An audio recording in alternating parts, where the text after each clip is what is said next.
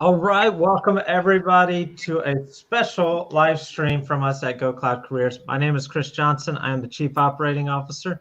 I am joined by Mike Gibbs, our founder and CEO, and Dr. Cooper Johnson and Dr. Jamie Long from the University of Tennessee at Martin. Want to welcome you all here to another beautiful Monday afternoon, or morning, or maybe Tuesday morning at this point, or Monday morning, or Monday night, who knows, wherever you are, what time it is, I'm not sure.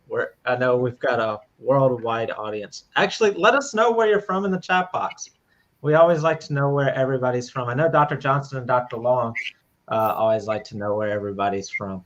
But so today we're going to be talking about how to fast track your tech career. We're going to be talking about everything from the traits of a good leader to how to grow your tech career. We're going to be talking about tech career planning or tech career training planning.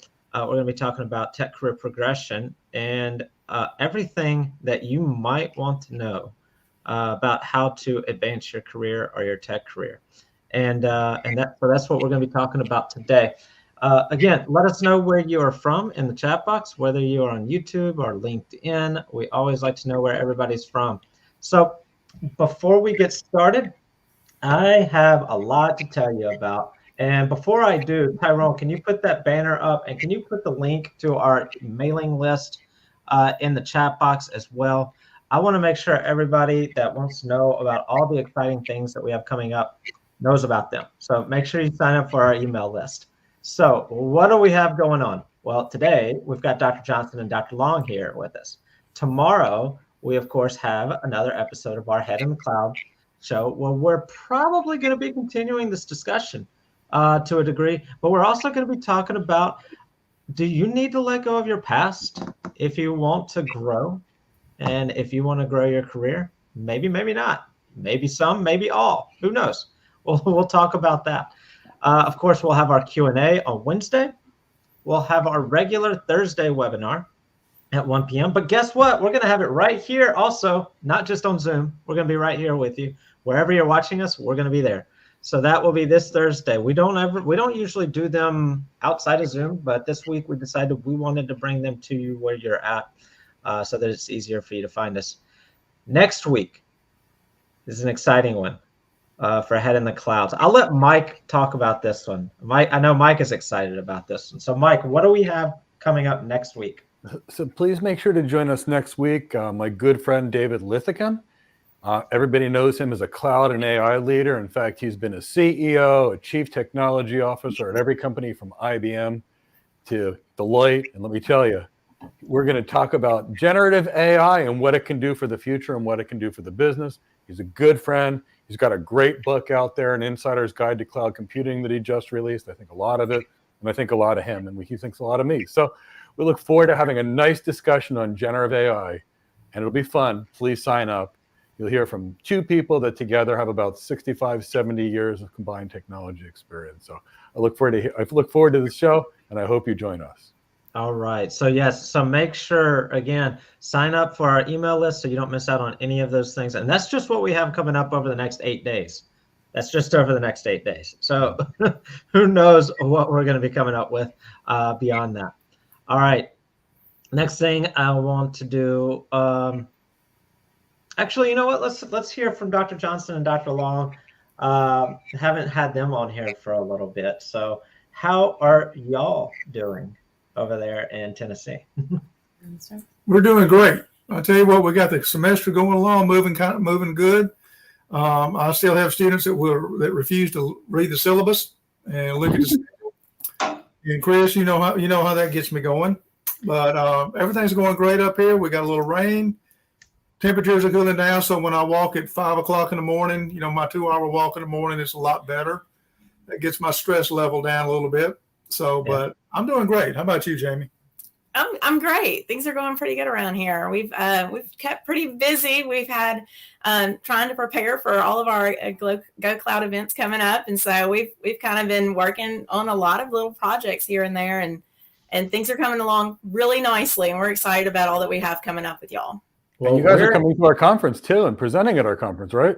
Absolutely. That's one of the things that we're working on is what we're going to be doing there. Exactly. Yeah. Yeah, we're excited about that. And you're teaching class this Friday for our students as well, right? We Right. are. Yes. Yes. Yeah. So lots of opportunities. If you're in our program, lots of opportunities to hear from Dr. Johnson and Dr. Long. If you're not in our program, just another reason to get into one of our programs so that you can hear from Dr. Johnson and Dr. Long. So anyway, so it looks like you guys might have had to find a hiding spot there from all the students now that it's the beginning of the semester. Yes. Hopefully they can't find you where you're at right now. He personifies the grumpy professor and tries that method for deterring questions and works. Office hours need to be quiet and let's not distract Dr. Johnson too much. I put on the more friendly face and I'm willing to help. So, we kind of satisfy everybody in some way or another, I guess. It reminds me of undergraduate at Temple University. I had asked a professor one question and she says to me, come back tomorrow with a beautifully written double-spaced 10-page paper. And I went, okay.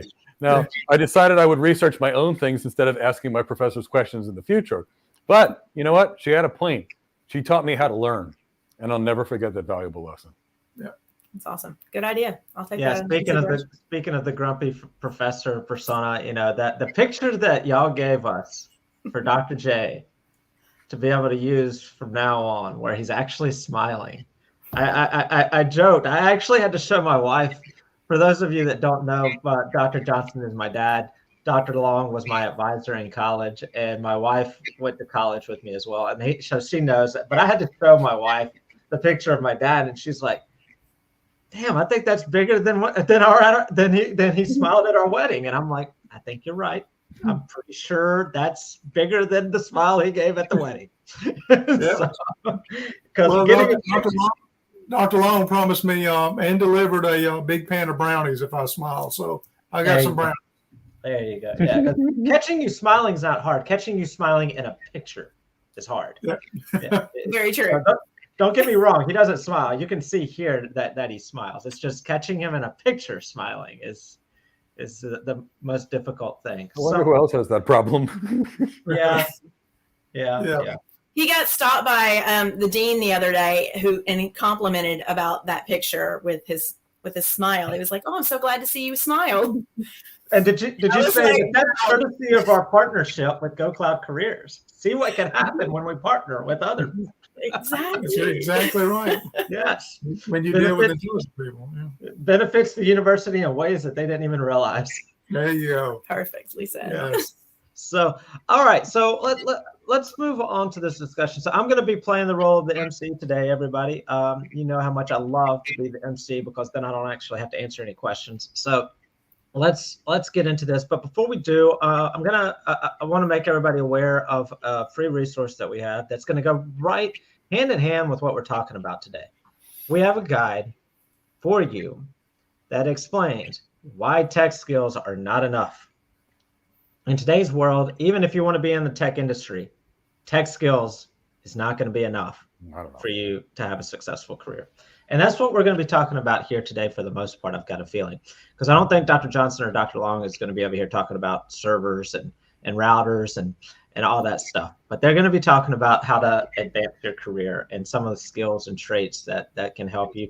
Even if you're watching us right now and you don't want to have a tech career at all, and you want to go be a pastry chef, I'm sure some of these skills will be helpful to you. So let's, Tyrone's got that link there in the chat box for you. Again, that's the Why Tech Skills Aren't Enough guide, created by myself and Mike and our team here at Go Cloud Careers, Alonzo and everybody. So make sure to get that resource. So the first thing that I want to ask all of you, and we'll start off with Mike, since this is your whole deal here, Mike. We'll start with you, and then we'll go with Dr. Johnson and Dr. Long. So the first thing I'd like to ask, I got to pull up my questions here. I typed them up beforehand. Okay, here we go. All right, so let's just get straight to the point. What are the characteristics, some of the characteristics that people have that are in elite roles, that are in high-paying roles, successful careers, people that are making 100, 150, $200,000 plus a year. What are those different characteristics like that you've seen, Mike? Absolutely. I'm going to split it down between the below 150 and above 150 because we're dealing with technology careers. Below 150, it's predominantly technical competency, the ability to do one's job and do it well. I like to say that IQ only gets you so far. Knowledge only gets you so far. But when you want to go above that, now the difference between a $150,000 technology professional and a $200,000, a $300,000, or a $400,000, or $500,000 are several different things. The first one is communication skills. We're never going to get any elite role unless we can communicate. And there's a few reasons for that. All elite roles are where we actually, to some point, start leading people and managing others. And if we can't communicate well, we can't build an effective team. And if we don't have an effective team, we've got nothing. But it's about getting the requirements from the clients and communicating and building the right team without making mistakes. The next side is leadership skills. I love the African proverb that says, if you want to go fast, go alone. And if you want to go far, go together. You're only as good as your team is. And if you don't have leadership skills, you have a one-person team, and that's you. If you've got good leadership skills and command 1,000-person team, you're 1,000 people strong. So I'd like to say leadership skills. Now, next would be emotional intelligence, at least in my world. And I've studied this fairly extensively for about 20 years. And here's the reason why. We're all people. We're not robots. And everybody has challenges going on in their lives. A person could have a challenge with their child, their pregnant wife. They could be having a fight with their spouse. They could have a problem financially, whatever the case is. If we can't connect to people and do so in a manner without improving the relationships, we're not going to go very far. So for me, emotional intelligence is really everything. And last, my favorite thing is sales skills. Now I'm going to tell you why I learned sales skills. It wasn't because I wanted to sell a product. It's because I used to practice internal medicine. And there's a lot of medications that have a lot of side effects. And I went and asked the best physician I could find, and I said, how do you convince your patients to take Coumadin when they call it rat poison? But if we don't give them Coumadin, they get a stroke and they're paralyzed for the rest of their life. And if they do give it, they're fine. How do I convince someone to take an antidepressant when they're suicidal, when the side effects are making dry mouth and blurry vision and other things? And the doctor said to me, learn to sell. So, of course, I was in Princeton, New Jersey, where Dale Carnegie was.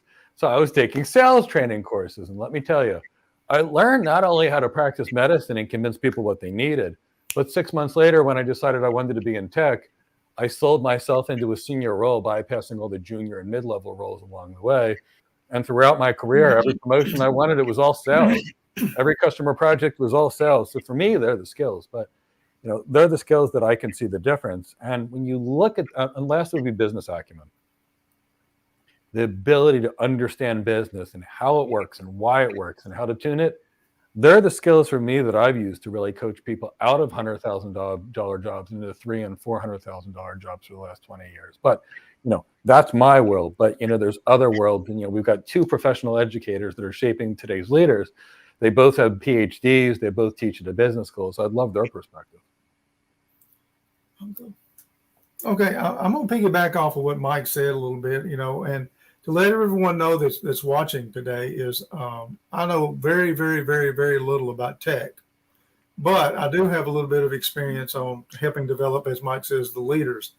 And leadership is important. Yes, communication is critical. I'd like to toss in there that there is a difference between listening and hearing, and you need to learn that difference, and you need to implement that as quickly as you possibly can. As far as leadership is concerned, I think you need to be the type of person that your folks see you and perceive you and understand that you are one of integrity, that you're one of honesty, and that you're there to lead them, not to micromanage them. If you're going to be a micromanager, it's time for you, in my opinion, just to go on home. Okay, it takes a team of folks to get projects done. A lot of times I see that some leaders or folks that consider themselves good leaders, they like to go by policies and procedures. They like to get the blasted book out and say, we got a policy for this, a policy for that. What I caution you in at the level that you are, you cannot lead by words alone. Okay, now I heard this somewhere else, but you can't lead by just the policies and procedures. You got to lead with heart also. So there's got to be some compassion. There's got to be some understanding.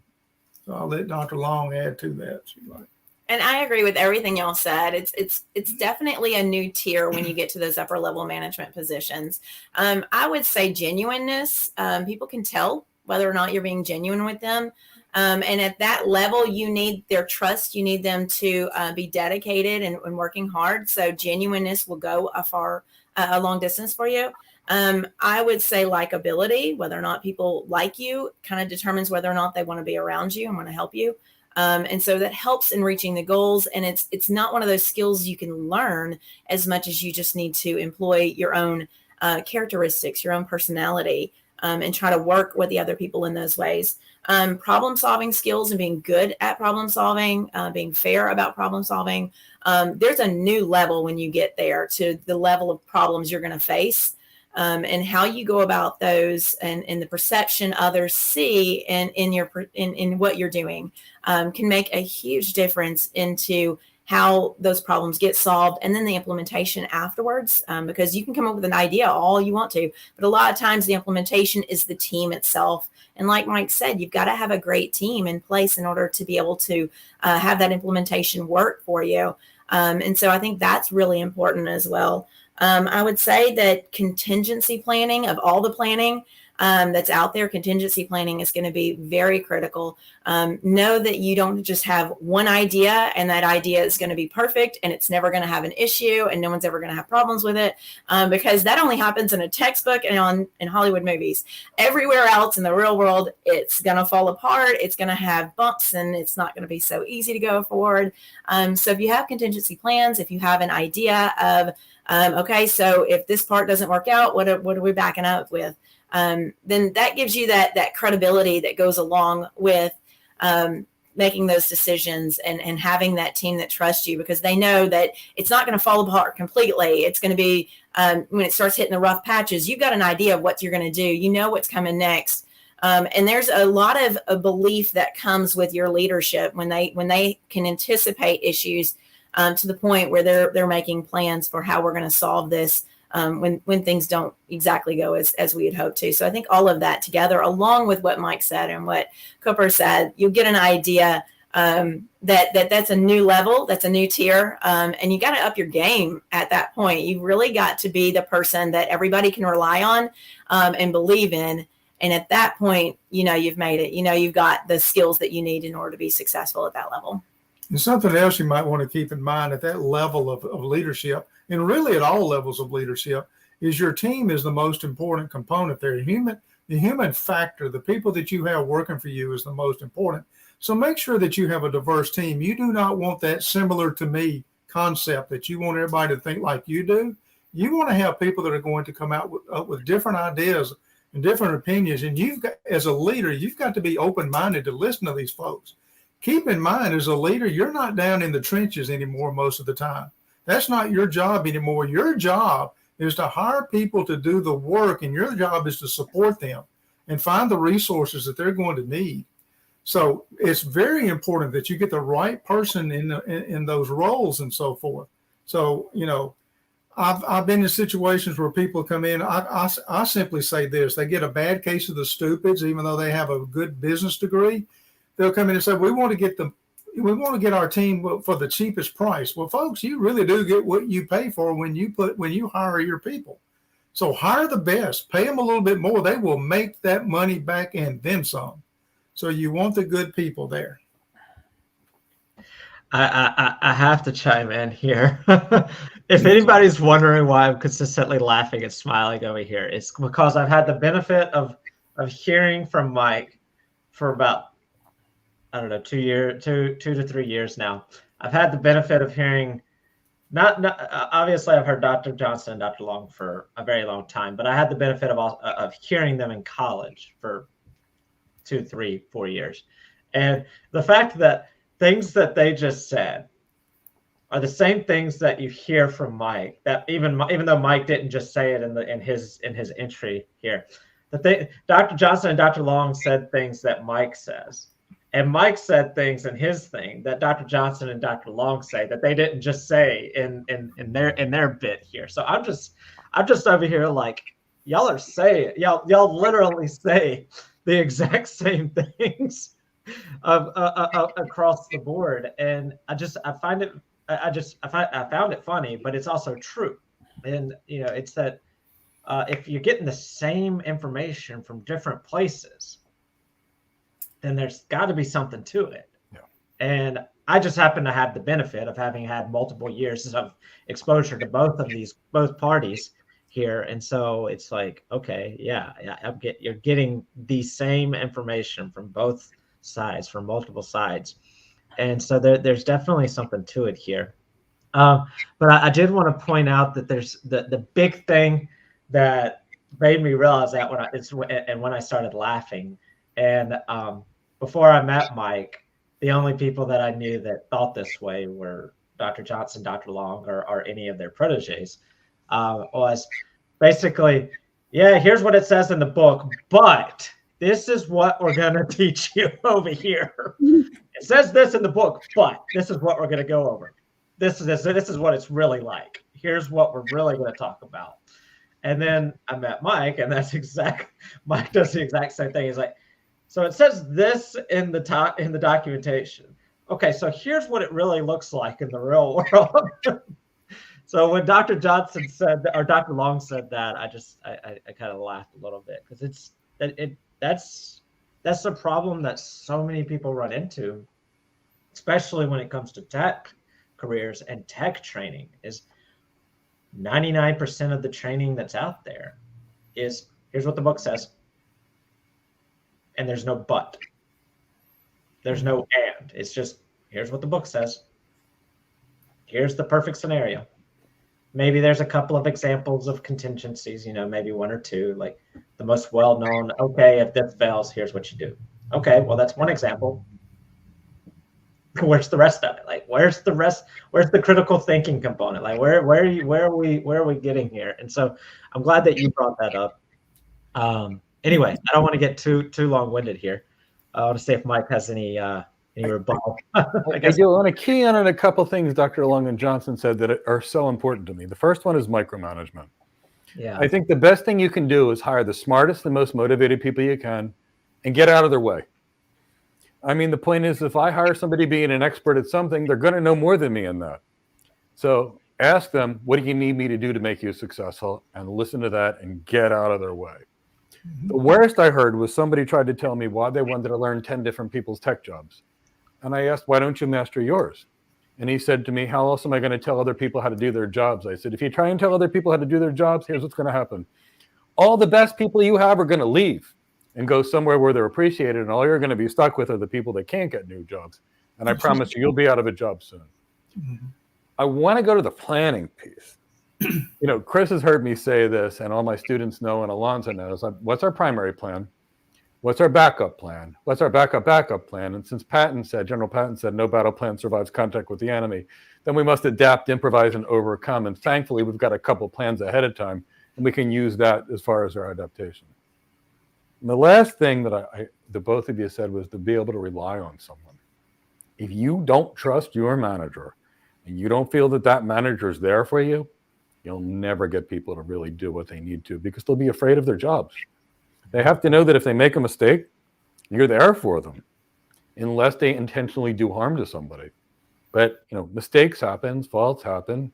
You got to be there and you got to support someone. And I like to also look at Maslow's hierarchy in terms of, we deal with safety and security, love and esteem long before we get to self-actualization, at least as a leader.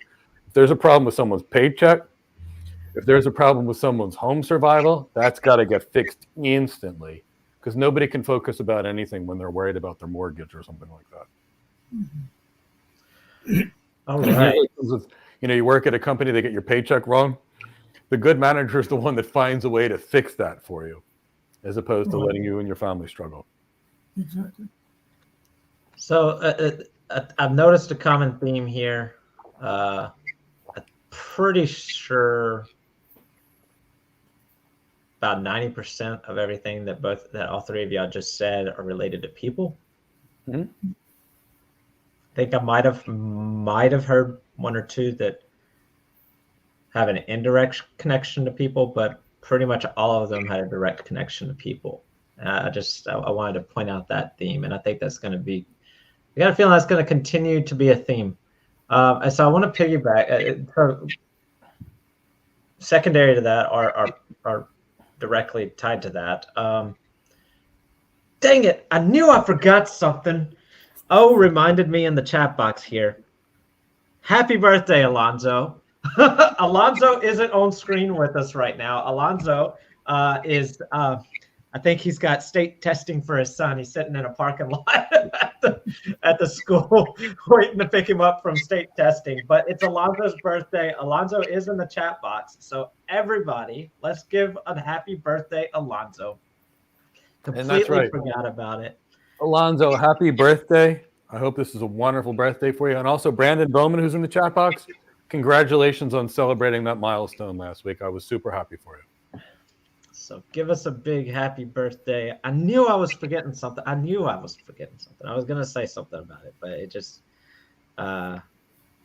slipped my mind. So, but anyway, so continuing our conversation, I think this one is a great follow-up to that first question. So I'd like to start with Dr. Johnson and Dr. Long this time, if you would allow me.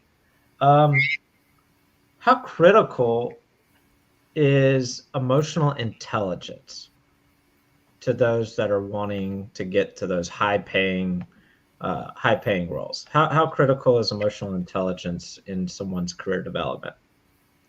It's essential. It absolutely is essential. You have to be able to manage your emotions and help those around you manage their emotions. You have to be able to create an environment where everybody feels safe, where everybody wants to be there. So the emotional intelligence part of it, being able to control, manage your emotions, being able to move forward and assist your teammates in that process is absolutely essential. And knowing that when somebody needs additional support, knowing when somebody needs a little bit extra, they're not always going to come to you and tell you that. So it's critical in that aspect. But it's more than that. It's being able to kind of read the room, knowing that kind of what's going on in the environment. Knowing how your team is, are we all balanced? Are we all kind of there and on point today? There's somebody off? Is there something going on? Because people won't always speak up. Being able to manage all of that, there's a lot of balls in the air. We focus on the planning, leading, organizing, and controlling aspect of management.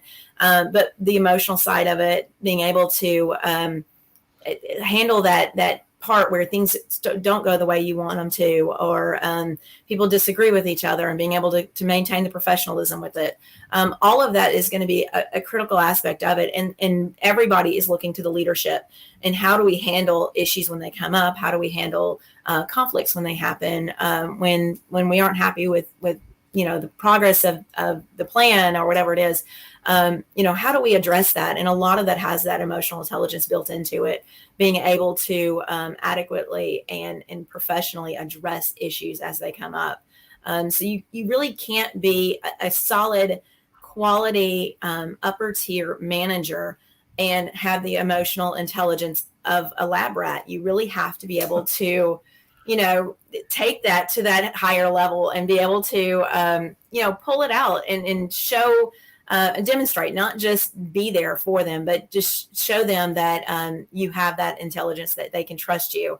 Maintaining confidence is even works into there. When someone comes up to you and discloses some information of a personal nature, they shouldn't have to say, please don't tell anybody. It should be understood if it's a personal nature. So there's a lot of aspects of management, of being in those roles. It lends yourself to opening other people's emotions to you, but also your emotions to them, and just being able to have a strong understanding of what that means and how does that influence the way that the business is run and how the decisions are made and how we're able to work together. All of that, it's absolutely critical. You really can't discredit the importance of emotional intelligence and understanding where you are in the aspect of that. And especially the higher up you go in an organization, the more essential it is that you be able to assist your teammates, assist even those outside of your team, but that have relations with your team. If you have like a vendor you're working with, You want to be able to maintain those relationships in a way that's going to be productive and healthy, and in every which way of that, that you can make it work. So I would say it is essential, and it's more important than ever in this day and time to be able to move forward with that and be successful in it. I think a couple of key terms that every manager, and I hate to use the word manager. I'm going to use the word leader. When I'm in my classes, Chris, you may recall, I never said I'm going to train you to be a manager. I'm going to train you to be a leader. That's what I'm trying to teach you to do, because leaders are the ones that are going to make the decisions. But I think a couple of key terms that they need to keep in mind is empathy and sympathy. Okay. You need to be empathetic and sympathetic to people in their situations. You need to understand that life happens, that you have all these rules and regulations and policies and procedures, but life is going to happen. You need to let your folks know that you're going to help them to attain a work-life balance, is what I like to refer to it as. You don't want people, if you think that people are going to come to your workplace and walk into your building and just check all the problems that they have at home or anywhere else at the door, you're sorely mistaken, and it's going to hurt you. Okay? Be approachable, let the folks know, and be honest and be sincere. Another thing that is sincere. A lot of people will throw words out, and they'll say I'm this or I'm that.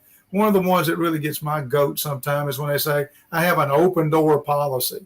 And then that gum door is never open. Or when you walk in there with a problem, they don't want to hear it. They don't want to deal with it and so forth. So like Jamie said, the higher up in an organization that you go to the top of that pyramid, you better develop those skills or you will not be successful, or you will only ride the Peter principle. You'll go only, to the best of your knowledge there, highest level of intelligence, and then you're stuck. And sooner or later, the organization is going to see that, and they're going to ask you to move on. Your job, folks, remember this, you're the leaders, you're supposed to be developing that next generation of leaders. You're supposed to be identifying those. And when problems persist, the best way you can figure out who's really in charge, go look in the mirror and point the finger. There's the man or woman that is supposed to address these issues. And you have a whole lot of tools in your toolbox. You just need to learn how to use them. Also, make sure that you don't fall into what we call an escalation of commitment. When you make a bad decision, stand up, admit it, and say, I messed up. Folks, help me fix this. Let's work together and fix it. You're not perfect. And any manager or leader that thinks that they are, they're sorely mistaken. And it's going to show very quickly. All right, Mike, you got anything to add to that? Yeah, it's interesting. Going back about 32 years ago, back when I was in healthcare, I took a course called Therapeutic Communication.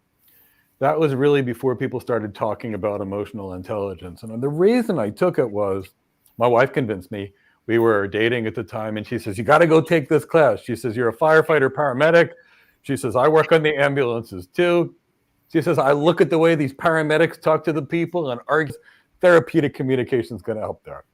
And they talked about how to see things from another perspective with empathy.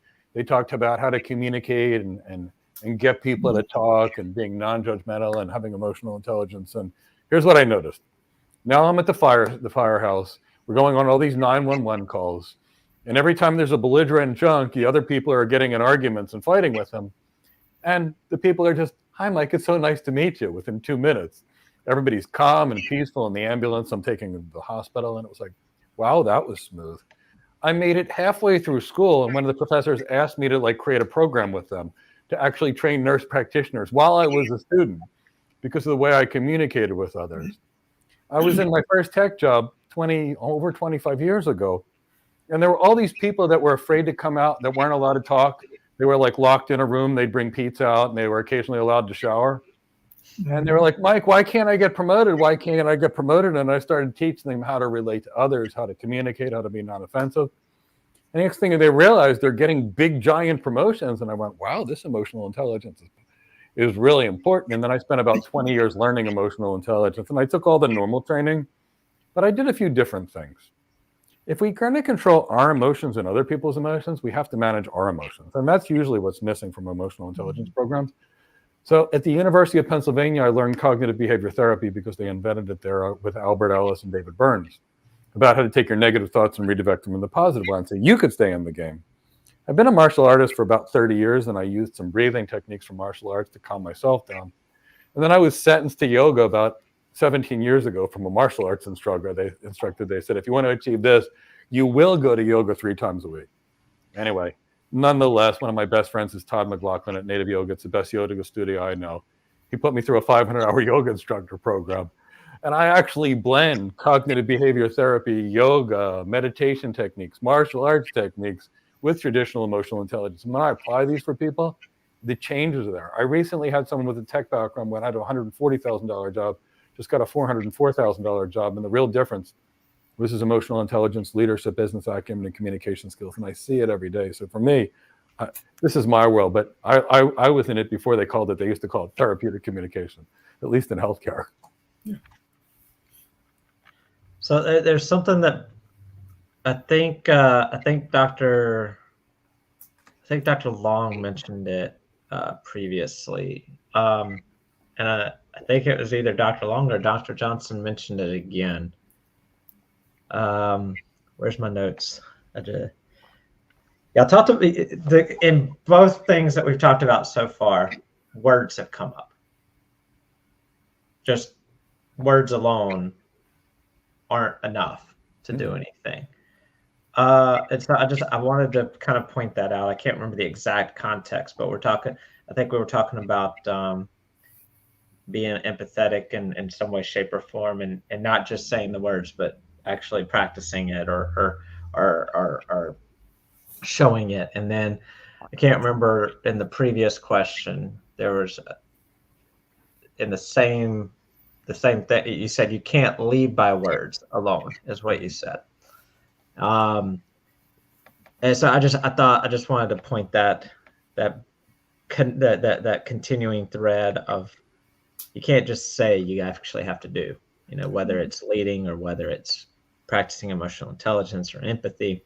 You can't just say the words. You actually have to do the words, be the words. You actually have to follow through with whatever it is, whether it's telling somebody to do something or how to do something, or letting them know that you understand what they're going through and you want to do something about it.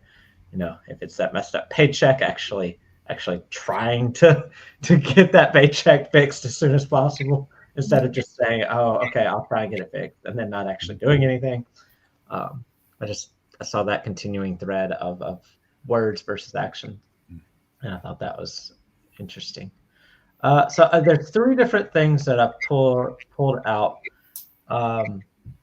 that have come out so far, and I want to go through. I'm not telling you guys which ones they are, but I'll tell you this one, and then but I'm not going to tell you the next 2 yet.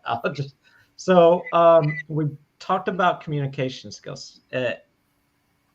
So let's talk about that a little bit further, about the importance of communication skills. And if it's okay, I'd like to start with Dr. Johnson, because Dr. Johnson made a very clear distinction about listening versus hearing. And I think that's a great starting point about the importance of communication skills. So if you'll start us off, Dr. Johnson. Sure. Well, first of all, I'm a firm believer that communication is the most important skill that any person will ever develop, or they need to develop to be successful, regardless of what level you are in an organization, whether it's in business, whether it's at home, or wherever. Chris did mention that there is a very important difference between listening and hearing. Many times we hear a lot of things, but we don't listen. Okay. And I used to give a math test in school. I still give the math test. And I think I even caught Dr. Long on that one when she took the math test. I got her, and it was basically people didn't listen. So I stressed the point of listening. But one thing I want to do, Chris, I'm probably going to take a left-hand turn here on this communication discussion here. And Jamie always accuses me of that too. Of course it's left-hand turn. Of course, there's only a few talented people in the world, and I'm one of them, left-handed. Okay, we got past that. We take care of the normal people. All right, so my grandfather made a very important, he was one of those guys that was sitting on the bench at his old service station, carve out, whittle on his stick or smoke his pipe, and he'd throw something out every once in a while, and you better listen or you're going to miss it. And he finally told me, he said, the success to my business is that I probably speak 5 or 6 different languages every day, and they're all English. And I had to think on that one just a minute. And I finally had a conversation with him. And he says, you have got to know your audience when you communicate. Okay. So, Chris, I'm going to pick on your industry just a little bit. When my computer messes up at school, I call the help desk. I think, isn't that what they call them? Yeah, the help desk. I call the help desk. I call them the little computer weenies. You know me. And I tell them, I said, my computer is doing this or it's not doing that. And I'm going to tell you what, some of the most successful folks at a help desk have no degrees. They're students, and they can talk a language that somebody with a PhD can understand when they're asking me questions. They don't use all the fancy terms, the fancy jargon that computer folks use. They get down to my level, and we get this thing solved in probably about 5 minutes. I finally learned what remote access meant, and I thought that was the best thing in the world. I didn't have to take my computer over there. So, but the communication, of all the skills, if you can't communicate very well, you're not going to be good at any of the skills, anything that you want to do. You will be mediocre at best, okay? And you tie that into leadership. Think about all the different people leaders have to deal with on a daily basis, okay? They have to deal with peers. They have to deal with folks outside of the organization and politics and organizations, all that kind of good stuff where they have to, fight their case and state their case. They have to deal with subordinates. And if you can't talk to those people, if you can't implement those 5 different languages, then you're going to be in a lot of trouble. So again, I'll leave it with y'all that communication is the most important skill, regardless of what your career is. It doesn't matter if it's computers, technology, basket weaving, coaching. It does not matter. If you cannot communicate effectively, you will, I like to say most times, fail, but at best, you may be mediocre. Dr. Long, anything you want to add to that, or you want to let Mike talk for a second and then? I don't mind adding to that. Right. Dr. Johnson emphasized mostly verbal communication. I'd like to talk a little bit more about written communication. You read my mind. I was about to say let's if nobody talked about it, I was going to bring it back. You're on that point. Well, written communication seems to be kind of getting to the point where it's a lost art, and those that can do a good job and a fantastic job of writing are the ones that really grab my attention. And I don't mean like turning in a paper. I mean like just sending me an email. And I got an email last week from a student that was just thanking me for the design of the class, and something so simple, and I didn't expect to get it. But she was very eloquent and very clear in her message, and it was very appreciated as a result of that. The thank you message in itself was nice. The unexpectedness of it was nice. But I really like a good written message. And we get so used to texting. We get so used to casually conversing with each other through texting or emailing, things like that, that we kind of lose the value of the written word. And if you can really, up your skills in the written communication. Now, I will say in school, we try our best as students to avoid written reports. We don't want to write term papers. We don't want to do the research papers. We don't want to do the extra writing. It seems like a lot of work. And there's an avoidance that we employ as much as we can to avoid, to not have to endure that. But it's one of those, if you will partake in every opportunity given to you, and if you'll take every time that you do write, if you send an email, even just like a customer service on a warranty issue, something as simple as that, proofread your work, revise it, take some time to make sure that it actually reads clearly, have somebody else look over it. All of this will make you a better writer, and you can you're selling yourself in so many great ways when you're a great writer. I actually have had many instances where my writing skills have been complimented by people I have so much immense admiration for their writing skills. And so it's one of those, I value that written, the people that take the time to do it, something as simple as a thank you note, a handwritten thank you note. goes a long way. You can send, anybody can send a thank you email, but that handwritten thank you note says they took the extra time to do it. So things like that, it will elevate you to that next tier of management when you are not just a great communicator, but your written communication skills can compete with your verbal communication skills as well. And they find out that they're getting a whole package there. They're not just getting somebody who can say what they want and get the word across, but they can also write it down and send out messages, and everybody's on the same page. And then you have documentation, and that it all comes together so well in that work environment when you can get somebody that has both skills, your ability to convey that message verbally in a meeting, and you can talk one-on-one or you can talk on the phone, video conferencing, whatever it is. It's great to have those people skills in that way. But if you find somebody that can write really well and that impresses you, and you don't have to use fancy wording to impress, by the way, you do not have to. You don't have to have all the grammar perfect. Sometimes it's it's the way that you convey the message. You use some humor in there. You make sure that you're very clear on the points that need to be made. The organization of it is what needs to be said. The most important points first. Your supporting points afterwards, whatever it is in that way, that you've really been able to compose a message in a way that your reader understands it. They understand what's going on. They can appreciate it, but you've written it at a level they understand. It's all very valuable. And when you're trying to set yourself apart from everybody else in the job market, when you're trying to set yourself apart from everybody else on your level, where you're trying to go for that promotion, you're trying to go for that ideal job, your written communication skills could be a big factor in whether or not you get the opportunity that somebody else may not get. Because that really does set aside, okay, we're going to need this person to not only send emails, but they're going to be helping us with reports. They're going to help us with our strategic plan. They're going to have, all of these tasks that they have to do that involve writing. And you're giving them a sample of what your capabilities are in that way. And so written communication skills cannot be understated in my world. All communication is important, but it seems like in our day and age, we just forget about the value in written words.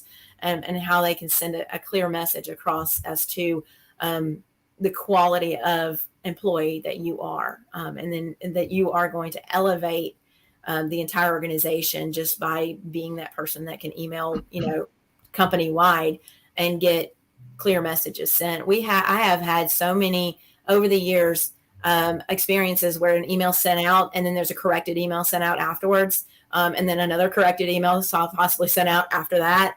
And I have to say, I'm working in education. I thought somebody would, catch on to that sometime before the third email got sent, correcting that situation. But all it took was somebody just needed to proofread that. Somebody just needed to look over it, verify the information's correct.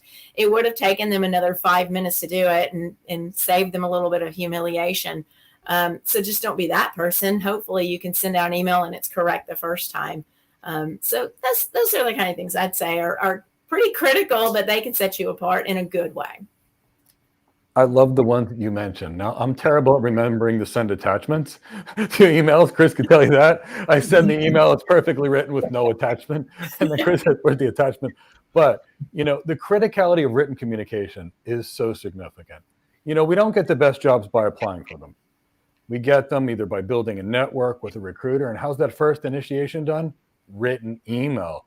When somebody sends me a message, I look at their LinkedIn profile.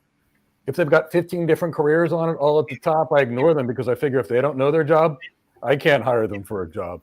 But then I look at it how it's written. If they can't communicate well, I can't give them a high-paying job.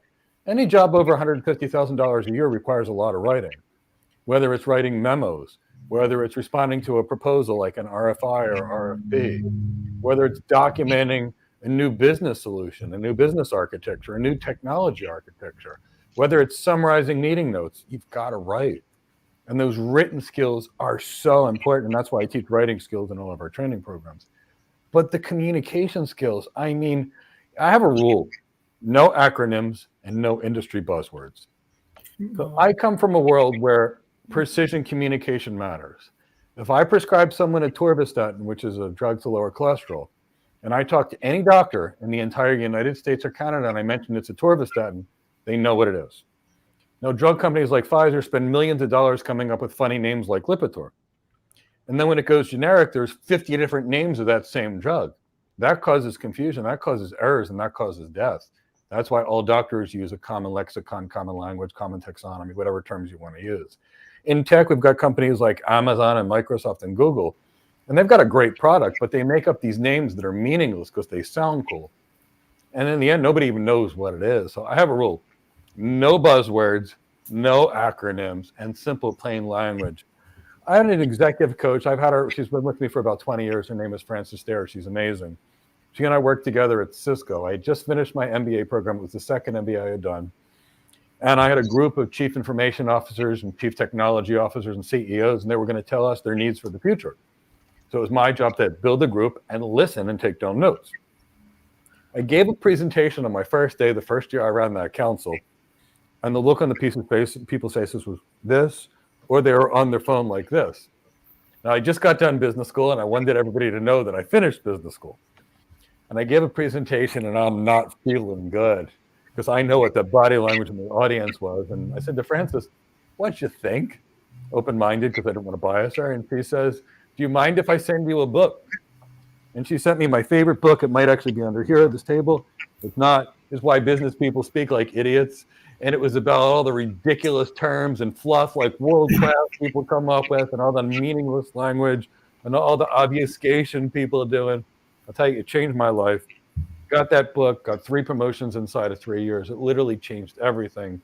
But communicating in a language people understand. And then the remainder of my career, honestly, was taking requirements from executives and translating those into the people that I could actually go build it and what it meant, because they both spoke different languages. And I think speaking the language of your audience, whether they be a patient, whether they be a client, whether they be a C-suite, whether they be a manager, a frontline worker, I think we have to speak in all the languages and relate it to our audience. So completely agree with what you guys said. I want to add into this discussion that more and more every year, I'm realizing how much I should have probably appreciated Miss Travis's, at the time, typewriting class, which the older I'm getting, I'm realizing she didn't just teach us typewriting. She was grading us on how we actually communicated in our typewriting. And when I say typewriting, everybody, I mean, yes, a typewriter.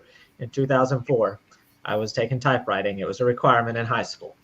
But she was the teacher actually graded us on what we typed and how we typed it, not the actual typewriting ability. And then Dr. Bunn's business communications course in college. Like, I hated it at the time. Absolutely hated it. But now I'm just sitting here like, daggum. That's probably the most important, or the most lost art, if you want to call it that, the ability to communicate. And I'm continuing on this written communication thing, because that's the thing that's gotten lost. Like Dr. Long said, it's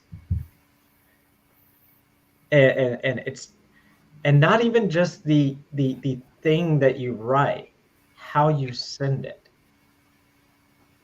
If you're going to communicate consistently. Yep. If you're gonna communicate, use the same form of communication. Don't send a message here and then carry the conversation over to here without telling the person that you're moving the conversation from this forum here and moving it to another forum. It's like, I'm gonna start this conversation over here. And then I'm going to go move it over here to email. And then I'm going to move it back to LinkedIn messaging. And then I'm going to move it. No, keep it consistent. If you start your communication in email, keep it in email. If you start your communication on a social media platform, keep it on social media, unless you specifically say, hey, let's move this over too. I don't know if it happens to y'all, but it happens to us every day. It's like, I don't know what's happening. I don't know who is asking what or how they're asking it, because the same person sending me 3 different communications about the same thing from 3 different places. And it's like, whoa. Let's get consistent here. So written communication, I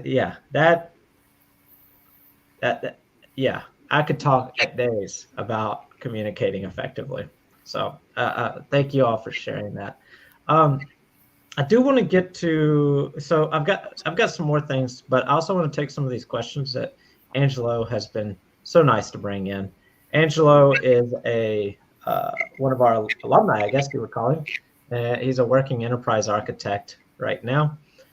He's been on our show a couple of times. He teaches classes for us periodically. And of course, he's always in here popping in great questions. So I want to take one of these, and then I'll get back to my questions. So this is a two-parter. So let me read the first part, and then I'll read the second part.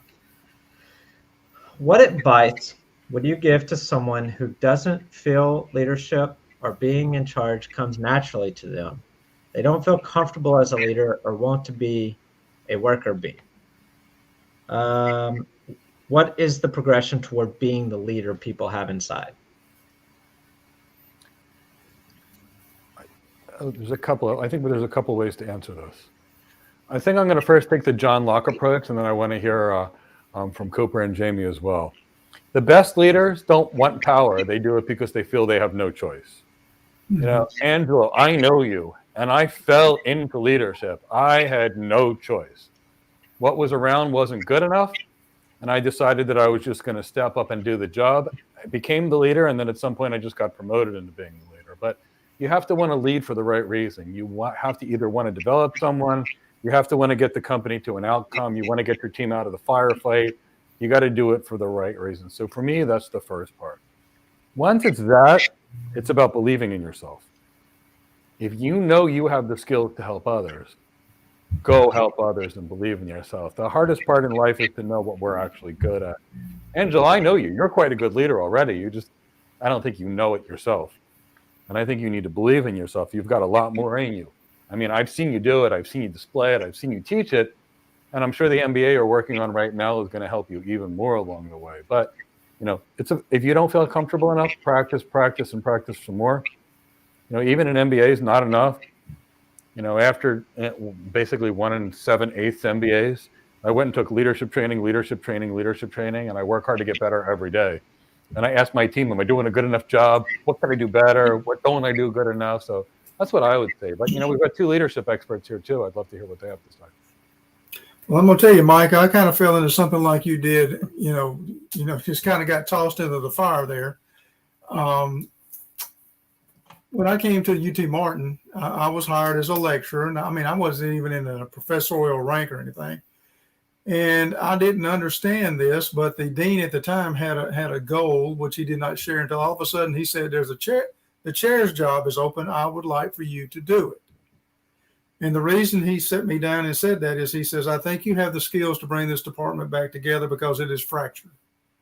You know, you had group A, group B, and they're always yan and arguing and fussing and that type of stuff. So I did it, and I sat down with the folks that I was going to be working with, and I told them what my goals were, what my objectives were, the way that I thought, how I was going to approach different things, that I was still going to be a member of the faculty, but I was going to have their back, and they knew that they could rely on me and that. So, and in question about how to become a leader, if you know, a lot of times the best place to start, you don't even realize you're doing, is what I call an informal leader. You're the person that folks all of a sudden start looking up to. You're the person that has shown those leadership skills without even realizing that you've done it. When people start coming to you and asking you for guidance, who do I need to go to get this done? How should I approach that? It's not necessarily the oldest person there either. It's the person that people see those skills in, and they say, look, boy, these guys are really good.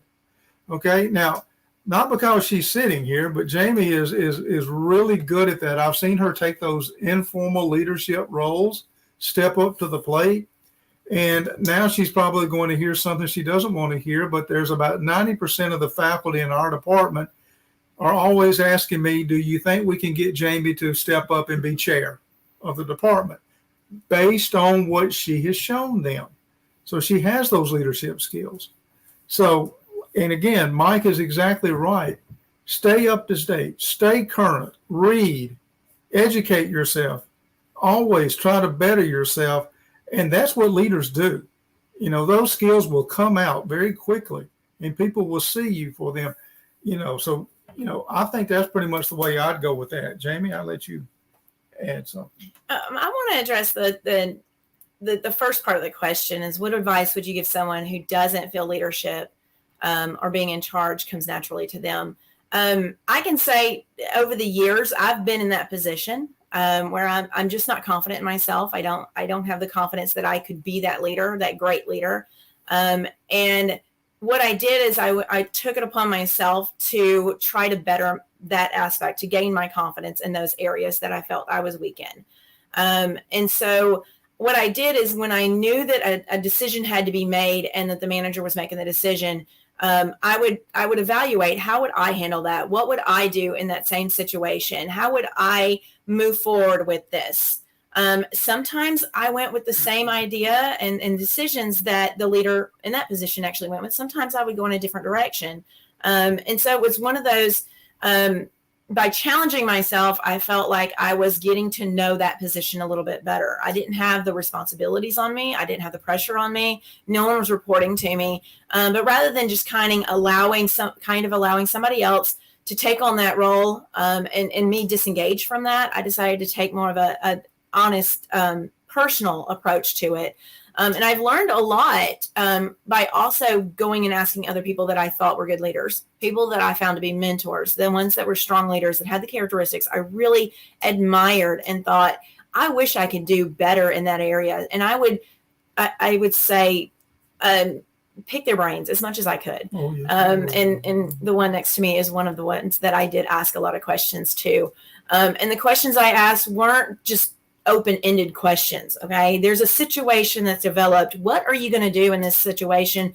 How are you going to go about the process of making this decision? Where do you gather your information? When things are going awry and things are falling apart, how do you handle all of that? When you have so much on your plate and there's deadlines right there at you, how are you able to juggle it all? And what approach do you have? What in your history gave you the confidence and the skills you need? I asked all the questions, and I asked it from a multitude of sources. And I also paid attention to those who I thought were bad leaders, the ones that didn't do a very good job, the ones that made poor decisions. And I went, okay, what do I not like about it that they're doing? Because I don't want to replicate their mistakes. I don't want to be in a situation where I'm duplicating things that I've seen in the past that I shouldn't be duplicating. And so I did not ask those people, by the way, for advice and ask them questions, but I did pay attention to them. I did take mental notes. Sometimes I'd take written notes. Like during meetings, you'll find that I write a lot during meetings. I'm not necessarily taking minutes. I might be, but more than likely, if something's come up and it's kind of stuck in my crawl, I'm like, let me put that down. I want to revisit that later. And so I'll write it down. Like remember this happened. And then to be able to discuss it with other people that I trust, my kind of circle of trust. This situation happened. This is how they handled it. I don't think I would do it the same way. What do y'all think? And get feedback from those I trust most, especially those that would tell me their honest answer. And if somebody says, I think I'd go about it a different way, then I know that they're being really nice in the way they say that you have a bad decision on that one. And I take it for what it is. It's just honest feedback. It's critical thinking at that point. And I really value that. I gain confidence in my leadership abilities by doing smaller tasks as well. So we have a lot of committees in academia. And so I take on when I ask to, or when I think I can, learn a lot. And I know that the team there, the committee members there are there to support me. Then I don't mind taking on a leadership role and learning through these smaller tasks. So it might be just a small project that we need to work on. It might be that we put a committee together to hire out a new faculty member to join our team. Then I'll volunteer. Yes, I don't mind being the leader on this project, knowing that I have these other people here that have this experience. They'll give me feedback. They're kind of along the path with me, and they can show me what I need to do. And I gain confidence by doing these smaller tasks. So I'm not the manager yet. I'm not the leader of a large party, but I am temporary leader of a small party. And that we're all learning together. And then I also learned that through doing this committee assignments, other people get to see my leadership style. They get to have this interaction with me, and they learn more about what it is I do. How do I work things out? Do the decisions I make align with what they feel like should be good? So I've had people come to me and ask me if I would take on more leadership roles. And I think part of that is that I've kind of put myself out there in these smaller roles. I also recommend that if you're in a meeting and that there's a topic coming up and you have something you can share, don't be so shy about sharing.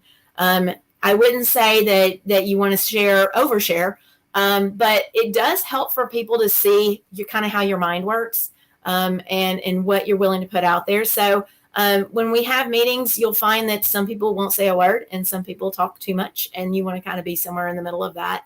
But as they hear your voice, as they hear what you have to say, your intelligence factors comes in there, how you're able to emotionally connect to the people in the room, the situation at hand, especially when you're asked, hey, does y'all have any ideas of what we can do moving forward? If you have an idea, share it. And that gives them an understanding of what you're capable of and ideas that you can throw out there. And it doesn't matter at that point if your idea is the one accepted or not, because everybody's just brainstorming together. So it's kind of a low risk at that point, helping you to kind of get your face out there as a potential leader. And it helps you to gain your confidence, because when you throw something out there and everybody goes, hey, that's a great idea, let's build on that idea and see what we can do with that. It helps you feel good about yourself. You feel a little bit more confident about yourself. Little things like that can help you build the confidence that helps you become that leader that you're trying to be. It's not an overnight process, and it's not something that you're going to gain without some kind of struggle.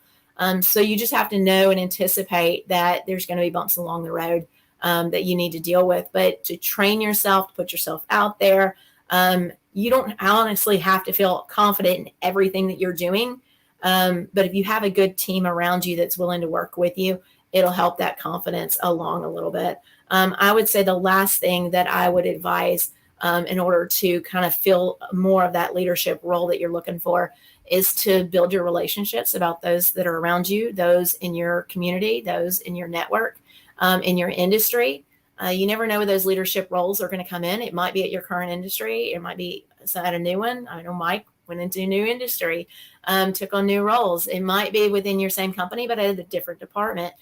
So when you're a leader over people. You're not leaders over machinery. You're not leaders over ideas. You're a leader over people. And so those relationships are really what can build you to get to that point. It helps build your confidence. And that relationship building doesn't always have to be shop talk. It can be just personal conversation about simple concepts.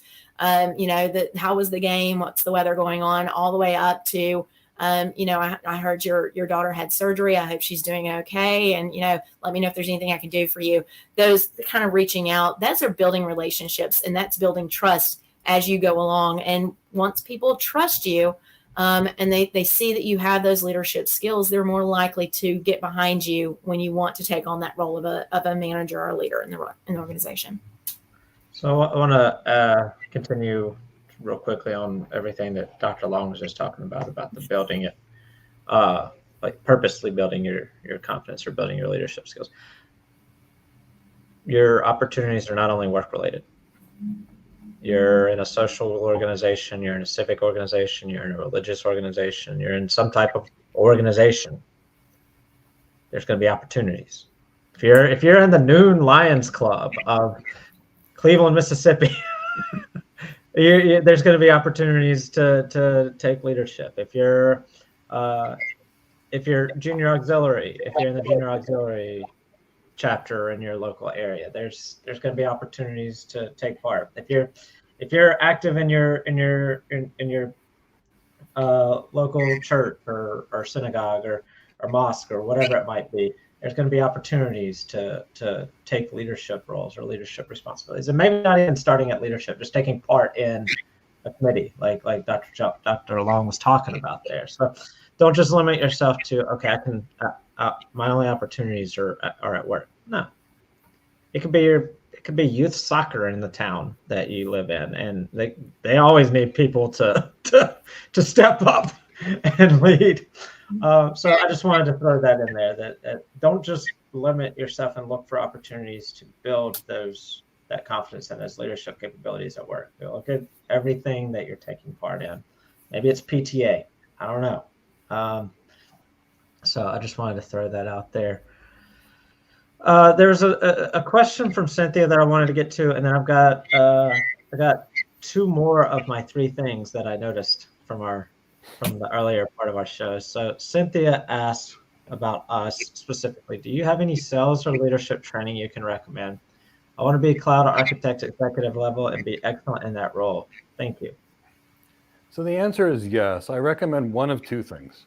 Either go get an MBA and then take leadership and executive presence and CXO relevancy training, or we actually have an incredible program. It's our tech leadership program. I don't know if that's the actual name.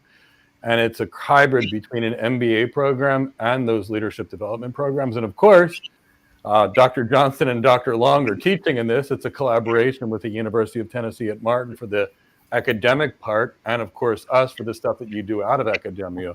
So we have that. We're very, very proud of that program, and it's also embedded into our elite program. Yeah. All right. So I wanted to knock that one out real quick and give a plug to Dr. Johnson and Dr. Long Yes. there. So all right. So back to what you guys were discussing earlier. So we already talked about the communication skills that you dropped. Now, Mike briefly mentioned sales skill. And I wanted to see get Mike to elaborate further on sales. Like, are we going out there and trying to sell the Camaro that's on the park on the lot, or are we trying to sell the subscription to the magazine? What type of sales skills are we talking about here? Okay, so we're talking about, I hate to use the term elite, but elite sales skills. And here's what I mean. That's your favorite term, Mike. Yeah, if you're going to sell $1 billion product, you're not going to say, imagine how good you're going to feel in the seat of that car or that airplane. You're going to show people how this product will affect them in their lives or their business. This $1 billion product will generate $3 billion of business value. Real sales is about finding people's problems and solving them.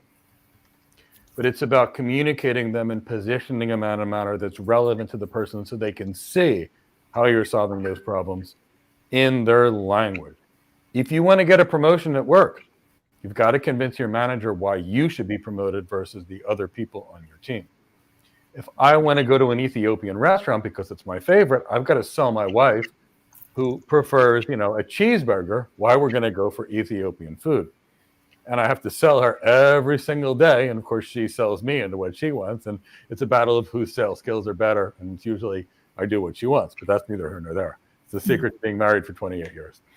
But, if I've got a product to sell, I've got to sell it to my client. Like an architect is a sales position. And no matter how good my tech skills are, if I can't sell my solution to the client, there is no solution. So I've got to sell that. And if I've got an employee that's tired and fatigued and I need to motivate him for that day because it's an emergency, I got to sell them into wanting to work. So to me, sales is absolutely everything. Some people view sales as a dirty word. Look, this is not like selling a used car, and I'm sure there's plenty of good, honest, and ethical people in used car sales, although I've met some people that were kind of scary in the car sales world as well. Sales is about solving people's problems. That's ethical sales. Somebody's got $1 billion problem, you've got a $300 million solution that can solve that $1 billion problem, it's a win. Because it saved them $700 million. It's a win. And that's what sales is really about, at least from my perspective, is solving people's problems. And that's why it's important to me. Want a promotion? Sell. Want to go lead at a conference? Sell. Want to design your solution? Sell. In was it Tom Sawyer or Huck Finn when he had to paint the fence and he sold all his friends that it was going to be a fun party experience? But he didn't paint it himself. So for me, that's why sales matters. All right. Dr. Johnson or Dr. Long, you want to tackle that? Yeah, I'll tackle on that. I'll tell you what. Mike alluded to this several times in here, but as a leader, I want you to, I think it's very important to understand this. The most important thing that you'll ever sell is yourself. Yes. Okay. You've got to sell yourself to your customers. You've got to sell yourself to your peers, to your subordinates. Everybody. If you want those promotions, like he said, you got to show or sell yourself as to why you're the best, why you're the one that needs to hold that job and so forth.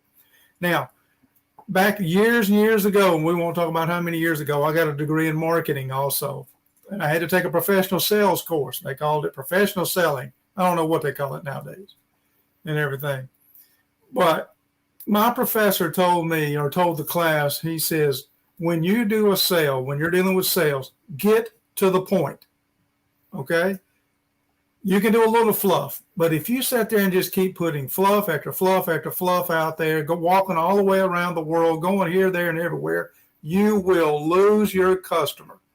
He says you need to make that sale probably within the first 5 minutes. If not, you're going to lose them. So you need to learn to get to the point, talk about what you're trying to give them, why yours is better than your competition and so forth. He said, if not, you're not going to be too successful at that. But he always told me, he says, if you can sell yourself first, then you will probably be able to sell what you're trying to sell them as far as the product or the service. They've got to respect you. They got to see you as honest. They've got to see you as someone with integrity. Dr. Long, you want to add? Well, I have to agree with Mike and Dr. Johnson. I mean, sales is so important, and being able to convince your buyer, convince your client that the ideas that you have are valuable. It's more than the idea itself. They have to trust you. They have to believe in you. And that's where the sales comes in.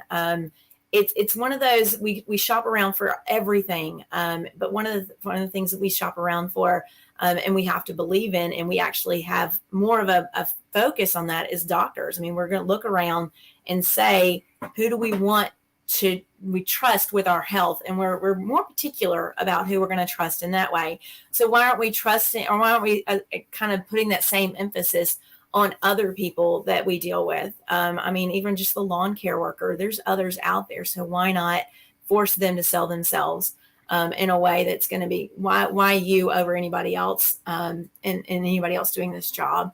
So you have to understand that the way that somebody comes across is not just whether or not you believe them and that you like the product they're selling or the service they're selling or the idea that they're selling. It's really a matter of, do you believe in them? Do you think they're trustworthy? Do you think they're going to follow through? Do they have your best interest in mind? So as the seller, you as the person that's trying to get this idea across, you have to be the trustworthy one. You have to demonstrate to them that they can believe in you and that you're going to follow through and that you are dependable. And that's a good salesman's going to be able to do that. A good salesman is going to be able to convey all of these emotions of trust and belief and confidence just by talking, just by getting that information out there. We're all used to the infomercials that come on at midnight and tell us all what we need to buy. And they're very flamboyant in the way that they sell this idea to us. And we all get amusement out of it because they're very cheesy for us to look at. So you know what you can't do, because people are not going to buy into that concept. But if you can just be forthright, be genuine, be the people that somebody wants to work with, that wants to have a relationship with, you're going to sell it a lot easier once they trust you. And one of those things that you're selling is your future, what you're capable of doing, what you can do for the company, especially in an interview situation or a promotion situation. You're really trying to let them know you're not buying me now. That's not what you're promoting. You're promoting the potential I have. And the opportunities that I'll give you in the future. So you have to sell something that's not even there yet. You have to sell the idea that you have so much value that's still in you, that you have all of this potential that's ahead of you. And that's really what they're looking to invest in. And you really have to be that person and that entity. So when they put a job posting out there, or they're looking for which one of you we're going to select for the next promotion, they're looking at what you've done in the past, but not looking at it as a great job. Let's do that again. They're looking at it as if you did that in the past, what more can you do in the future? What can you give us that's even more? And so you're giving an example of your capabilities at that point, but there's always an expectation that you'll do more in the future, that you'll give more, and that you'll be able to demonstrate more in that way. So, if you're one that does great fundraising and you raised, $150,000 for a company cause at one point in time, that 150 is going to be the lowest that they'll accept in the future. You'd better be able to do better than that. So when you sell in yourself, when you're trying to tell them, I'm the one you need, I'm the one you want, you don't tell them about the 150. You tell them about the next time and how much better you're going to do and what all you learned from the last time and how you're able to apply all of that good information so that you can be the one that they need in the future. And that's what you sell them on is the potential that they have. They're investing in you and you understand it and that you're moving forward to be a part of their team in a way that's going to help them grow, help them accomplish their goals. So you're doing a lot of selling. No matter what you're saying, no matter what you're wearing, no matter what your personality is, it all comes together and you're trying to send this message and this image of what they're investing in. And ultimately that's what you're trying to do. And, you know, I wanted to touch this for a second because you both alluded to something that I was thinking about. The interview is the ultimate sales call. As Cooper said, if you can't sell in the first 5 minutes, the sale is over. In today's world, with the overburdened executives, it's more like if you can't convince me in the first minute that I need to speak with you, it's over. And in every tech job I've ever seen, there's a minimum of $100,000 difference between the top and bottom paid person on the team. And that salary is determined by how well you sell yourself, how well you prepare for it. And the biggest mistake I see people make is they spend all this time practicing skills, and then they don't know how to sell themselves. And they leave about $100,000 on the table because they could have earned so much more. Exactly. The second side of this is everyone wants to tell me what they've done in the past. Quite frankly, I don't care. I get 50 to 100 people send me a message. I've done all this stuff in my past. I want a job. And my response is, I don't care what you've done in the past. I care what you can do in the future. Exactly. What can you do to solve challenges? And every day I was saying LinkedIn, I got laid off, which is the last thing you want to say because it damages their thing. And then they say, I've done this and I've done this. I've done this, so please hire me. Only once have I seen, and I actually gave this guy a scholarship. He was a Marine leaving the Marine Corps. And he wrote, I've just left the Marine Corps. I've left with honor. I've worked hard. Now I want to go help you in your business. I have undeniable determination that I learned in the Marine Corps, and I will apply that for you. I've learned to take direction in the Marine Corps, and I've done that for you. I called the kid and said, hey, want a scholarship? We were able to do that when we were a 2-person company. And the kid left 2 weeks later, and he got a job. But the key is, yes, it's what you can do in the future, what you can do in the past. But somebody's past is just a past. It has nothing to do with their future. You know, one of the questions that I always recommend that people, when I teach human resource management, you know, and we talk about interviewing, selecting people, hiring, and all that type of stuff. I said, one of the questions that you should always ask is this: what can you do for my company? Why should I hire you? I don't want it, like Mike says, I don't want to hear what you did 5 years ago. I don't want to hear about your grades. I don't want to hear about that type of stuff. I want to know, what is it that you can do for me? Because you better have done your research. If you haven't done your research, you're not going to be able to answer that question. Yep. And that's going to tell me everything I need to know right there. You haven't prepared, so I'm not going to do it. Now, talk about preparation. I'm going to brag on Chris a little bit, and I very seldom do this anymore because, you know, I just don't do it. But when we were sitting down, in his house, he looked at me and he said, hey, Dad, what do you think about, or what would you think about, you know, coming on one of our shows to talk about whatever and everything? And he was ready because he knew what I was going to say. The first thing out of my mouth, and I don't know if he remembers this, was I said, Christopher, I don't do tech weenie stuff. I don't do that computer stuff. When you talk about cloud architect, I'm thinking about, is it going to rain or is it going to be shining outside? You know, I don't do it. He said, that's not what we want. And he convinced me. He sold the idea that I would not be responsible for doing anything technology and all that stuff. Because he knows the answer to my tech stuff is turning on and off 3 or 4 times. That's about all I can do. So he prepared. He knew look, if you know your product, you're going to know the objections that are coming. You're going to know what people are going to object to and question. And I did that. And he had answers for me and everything. And then I told him, he says, just try once. If you don't like it, fine. And then, for better or worse, I called Jamie up and I said, hey, I got something you might be interested in. Of course, she didn't believe me right then. She knows I lie to her all the time. But anyway, so he was prepared. And you've got to be prepared to be successful in any kind of sales. I don't care what you're selling. Yourself, a product, a service, whatever it may be. You brought up something. You called it a tech weenie. That's what I call it. Endearingly. I said it endearingly, but you know what? I've heard that term at least 500 times from C-level executives in my life. Right. And where people go wrong in the architect career is they focus on the techie of the techie of the techie skills. And they become experts at doing stuff, which we don't do. And then when it comes down to it, and they've got to go to a CEO, and I know, Cooper, you've been a CEO of a business, you want to know that I can understand your business problems. You want to tell me your business problems, and you want somebody to help make your business better.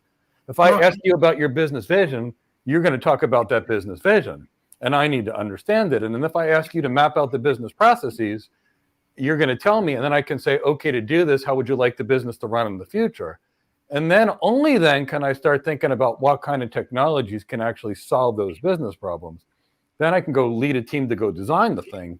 And then after that, I'm going to respond with this 200-page document that's filled with how everything works, how it impacts the business, and the pictures that I had some people help me draw. And then I got to go negotiate it and sell it.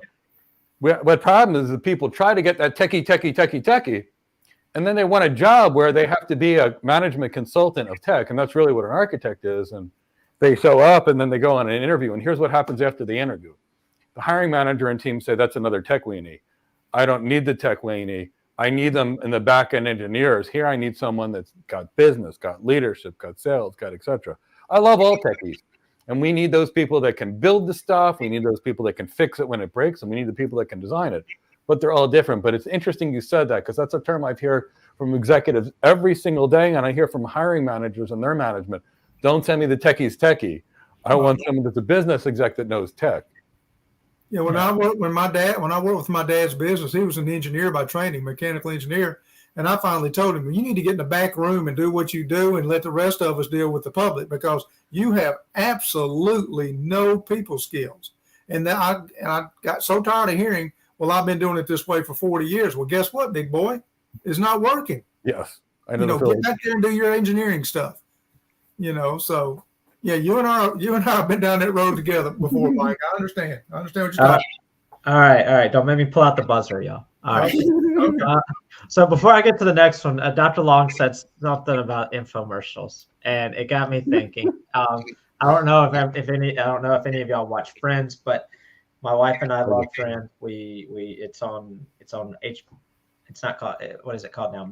It's on Max on demand now, and so we're just constantly watching it. And the other day, the episode where Joey did the infomercial of how to the infomercial that's selling the tool to help you open milk cartons. I remember that. And it's like, I don't need that. Like, that's not what I need. And so you talking about the infomercial, you weren't talking about it from this aspect, but it got me thinking about that. If you're going to sell something, is it something that the person you're selling to actually needs? Yeah. Or actually wants? Or is it a tool to help you open milk cartons? Like, nobody needs a tool to open a freaking milk carton. Or as Joey said, flipping, flapping, something. I can't remember exactly what he said. But he was describing how hard it was to open a milk carton. And of course, everybody's just like, really? I don't need a tool to help me open a milk carton. But it got just the discussion about that. You can have the best sales skills in the world. But do I need what you're selling? Yes. Do I want what you're selling? Mm-hmm. So just I wanted to close it out with that. The mentioning of infomercial immediately made me think of that, because I think it was Saturday night or Friday night we saw that episode, and I'm just like, oh yeah, sell that milk carton container opener thingy that nobody needs. All right, so let me get on to my next one, and then I know we've got some questions in the chat box here that I want to get to. So my next one. So I'm looking at the time here. I got a lot of questions, and I don't want to get through all of them. I'm not going to be able to get through all of them. So let me get this. I want to go to my next question. So all of us have been around long enough. I've been out here working. Never mind. I'm not going to say it. It might make y'all feel aged if I say that. But I've been out here working for a while. We've all been out here working for a while. And we've all seen those people that keep getting promoted, keep progressing, keep moving along in their career. And we've also seen other people that don't. They're just there. They're stuck. They're in the same place. They might be in a different place, but it's the same position, same level, same everything. Why do some people have the ability to keep progressing, keep promoting, and keep growing their career, and others don't and get stagnant? I'd like to hear everybody's input on that. Well, I think a lot of times is they don't understand the concept of building relationships and building networks and continuing to learn and train themselves. I believe the ones that don't move up, a lot of times become complacent. They come out of school or they come out of training with whatever experience they may have, and they say, okay, they're not willing to learn anything new. They're not willing to move forward and so forth. Those that do, that move up, they develop those relationships, they develop those networks. They're constantly learning. They're constantly trying to improve the processes that they're dealing with. They're hiring the right people that are making them look good. If you've got a good team and they're doing their jobs and they make you look good, then you're going to stand out as being a good leader. And, a lot of times what I would suggest that people do when you move up, you just make it a part of the plan that you're going to bring certain people with you. As you go up, you bring those up with you. So I think a lot of times folks just miss that. They miss that whole concept of continuously training, learning, developing relationships. Some people just get lazy, complacent. And there's absolutely nothing wrong with going to a certain level in an organization. If you're happy there, okay, that's fine. But that's pretty much what I got. I'll let somebody else have it. I'll continue with that. I actually wrote down some notes while he was talking. There's some people out there that have a lot of ambition, but they don't really know what to do with it, how to guide that ambition to what they actually want to accomplish. And there's some people that put up false barriers. So they'll tell themselves that they want to advance their careers, but they don't want to move. So they won't take advantage of opportunities where there might be advancement elsewhere. And within the same city, you could go to a different company and have opportunities presented to you there. And so if you put up these barriers that really don't exist except for in your own mind, you're gonna put yourself in a position where you're putting your box around yourself. You're not going to see advancement. So it's frustrating to say, I have ambition. I know I can do it. I want to go further. But then put these restrictions on yourself. Don't put those restrictions. If they're not necessary, don't put them on there. Another one is that people just don't take advantage of the opportunities that are available to them out of fear, out of disinterest. If there's a conference you want to go to that might help you, but you just don't want to travel, find another way to get there. Find out if they can do a virtual conference, but take advantage of the opportunities that are out there and put yourself out there in those ways. And those who take advantage of opportunities and can add to their resume, I attended this conference, or I went to this workshop, or I went to the seminar, or I watched this webinar. This shows that you're trying to train, you're trying to learn, you're trying to advance. It gives this idea of who you can be. And who you have the potential to be in the future. If you haven't attended anything, in 7 months and you're still saying that, I'm on top of the game, you may not be, especially in the tech world. You can't lag behind in those kind of ways. So you have to kind of put yourself out there. You have to get rid of those barriers that you might be putting up yourself. And you have to be willing to take advantage of opportunities no matter where they are, as long as they're within, a certain degree of comfort for you. You may not want to, say, move to a new country, but you might be willing to move within your own country or your own region or something like that. Being humble goes a long way in understanding that when you are looking to advance your career, you need to come across as confident, but not arrogant. You need to come across as you have great potential. You'll do things great in the future. You can, make wonderful decisions. But at the same time, you need to show that you relate to other people and that you have those people skills. But being humble is one of those things that it's mistakenly thought of as a weakness for those who are bad leaders. They think being humble shows a weakness of some sort, and it doesn't. It shows relatability. It shows understanding where the strengths of somebody else lies. So don't go ahead and allow other people to determine or define the characteristics that could advance you in those ways. And I enjoy somebody who's genuine, who's humble, who's in it for the right reasons, who's trying to advance themselves, taking advantage of opportunities. All of this is just a recipe for making movements in the right direction and moving up. But like Cooper said, if you're one of those that just found a comfort zone and you like your job, you like your coworkers, and you don't want to move forward in your career, there's nothing wrong with that. There's nothing wrong with being a person that is comfortable and happy, and you have the amenities that you need in your life at that point. There's nothing wrong with that. But if you do have the ambition and you do want to go further, it's not going to come to you. You've got to go pursue it.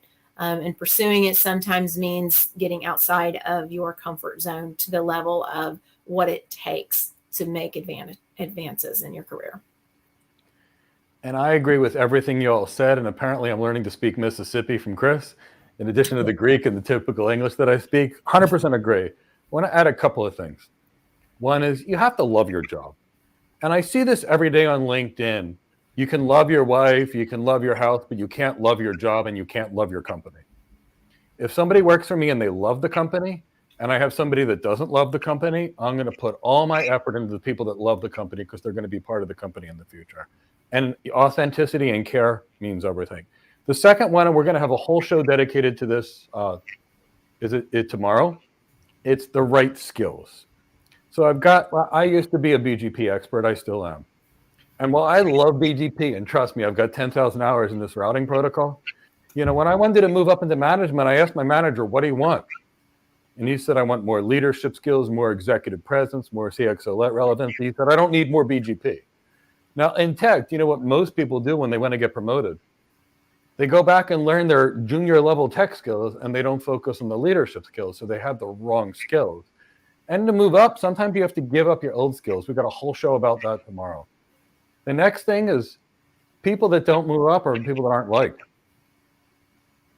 If people are liked, they're more likely going to move up. To me, the emotional intelligence and the energy and enthusiasm of the person means everything. I can have a good team of all 8 players, and I can hire one person that doesn't know the job very well. But if that person is so bright and shiny that they make everybody else work 10% better, I already got the equivalent of an extra 100% and a perfect new team member just by hiring that person. That force multiplier effect. And then whatever they do is just a bonus. And that comes back to emotional intelligence. And for me, it's showing adaptability, that I'm not a one-trick pony, that yes, I'm doing this now, but wait, we got to cut staff, but I can take this new job and I'll get a promotion along the way. And lastly, the people that just won't quit. Look, it's not always sunshine and roses out there. And I get to find out a lot about people under rough times. When times are tough, you get to see who people really are. And when it's tough, or even if you create a challenge just to artificially create those tough times, those people that are always positive and bringing up the energy in the end, they're the people I want on my team. Mm-hmm. Not the fair weathered people. So at least for me, those are I see. But it all comes down to that communication, emotional intelligence, authenticity, the ability to see others. So I think we completely agree. Mm-hmm. All right. So I'm going to start this. I'm going to go to some questions from the chat box here, if that's all right with everybody. We'll just kind of wrap it up with questions from the chat box. So let me see here. So I want to go with the last one that actually came in. And I want to do a poll of everybody that's on the call before I do this. Your first adult job, big boy job, your first career. Dr. Johnson, was your first job in education? No. Dr. Long, was your first career or job in education? It was All right. not. Chris, was my first career or job in tech education? I guess that's what we call ourselves, Mike. No, the answer is no. Mike, was your first job in tech education? It wasn't even in tech; it was in healthcare. All right. So that's my precursor to this next question, which is from Emperor Kiro. Could I transfer my insurance mindset over to becoming an architect? To a degree. So life is cumulative, and everything you've done in your past life is valuable for your first life. In insurance, you may have to sell. That is a completely transferable skill. Now, if you've ever worked with a business and you had to quantify the actual risk they had and help them determine the appropriate level of insurance to quantify that risk, then the answer is yes. If you're dealing with life insurance by comparison, where you're basically saying, hey, I'm going to die and I want my wife to have $1 million or $2 million or $3 million because that's what I want her to have or him to have or whatever, I don't care, then that's a different mindset. So if you're looking at it and evaluating it, the answer is yes. Now, you definitely can. And look, I've got teachers becoming cloud architects all the time, actually. I've got nurses becoming cloud architects. I have people selling shoes at Nordstrom becoming cloud architects. I've had waiters become cloud architects. I've had engineers become cloud architects. I've had social workers. The answer is, of course you can. But there's one thing that I will say, and I'd also like to hear from the educators. You can't teach yourself an elite $200,000 a year job. You have to get trained by somebody that knows how to do it. You may teach yourself how to do a little plumbing. But when you're designing things and you're solving billion-dollar problems, you can't learn this on your own. It's not like you can read 3 books, figure out how to go sell a billion-dollar architecture, figure out how to lead a team with 50 people on it, figure out how to write a thought leadership document that's going to be published widely, figure out how to give a presentation that's going to go sell and close things. I think you need training. But let's turn it over to the educators because you guys have been helping people change careers all the time. I believe that if you come, regardless of what career you're in, if you want to change careers, go to something new and everything, as long as you have those basic skills of planning, organizing, directing, controlling, those are going to serve you regardless of what industry or what career that you're in. You also need to have the ability, you have an understanding. I see too many times people want to start at the top. You know, they come out of college, they got the college degree, and they think they're worth $350,000 and supposed to be in the C-suite up there and so forth. You need to learn that when you first break into something, you know just enough to be dangerous at best. So you need to learn, start at the bottom, learn, move yourself up, and continuously looking for opportunities to learn and to be trained and so forth. One of the things that I tell my students all the time is this: when you're looking for an organization to go to work for, if you're looking for a job, you need one of the questions you need to ask them is, do you provide or do you support continuous education? Will you provide me the opportunity to go to conferences, to go to training? Will you provide the opportunity for me to get another degree as long as it's going to help your company? You know, and as a leader in an organization, when you reach that high level, which we're talking to today, if that does not exist, folks, you need to put it in place. You need to make it clear that you're going to support your people. You're going to provide training opportunities, learning opportunities. And if not, you're not going to get the best. Or if you have some of the best, you will not keep them. Yep. They will find that opportunity somewhere else. So yes, I believe as long as you have the basic skills, planning, organizing, directing, controlling, staffing, all those things that we teach in principles of management that you learn in everyday life, those can transfer. Yep. Then as Mike says, then you got to pick out those things that are really important. What those folks are looking for. Back to the question, what can you do for me? What do you have? You know, I agree.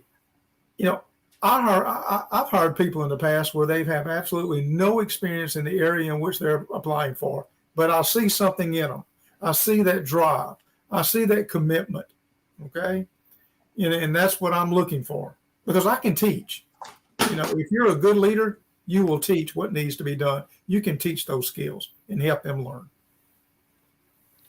And I agree with what y'all are saying. I will say in insurance, there is a mindset there that's very valuable moving forward. And part of that mindset is that it's the selling part of it. You're trying to convince somebody else that your company is the one that they want to go with because they do have other options.